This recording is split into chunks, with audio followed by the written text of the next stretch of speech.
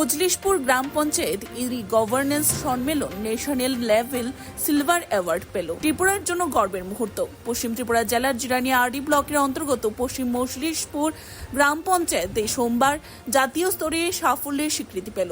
অন্ধ্রপ্রদেশে আর বিশাখাপট্টনমে চলমান 28তম জাতীয় ই গভর্নেন্স সম্মেলন 2025-এ এই গ্রাম পঞ্চায়েতকে ন্যাশনাল লেভেল সিলভার অ্যাওয়ার্ড প্রদান করা হয়েছে। ডিজিটাল সেবাকে গ্রামীণ স্তরে পৌঁছে দেওয়া এবং প্রশাসনিক কার্যক্রমকে সাধারণ মানুষের জন্য সহজলভ্য করার ক্ষেত্রে পশ্চিম মজলিশপুর গ্রাম পঞ্চায়েতের বিশেষ উদ্যোগকে কেন্দ্রীয় সরকার স্বীকৃতি দিয়েছে।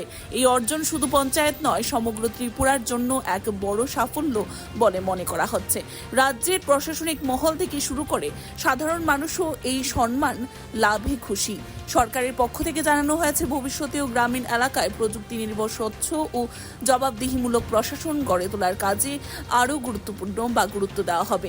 এই স্বীকৃতির ফলে ত্রিপুরার গ্রামীণ প্রশাসন দেশের অন্য রাজ্যের কাছে এক অনুকরণীয় দৃষ্টান্ত স্থাপন করল। Bureau report, CNE TV।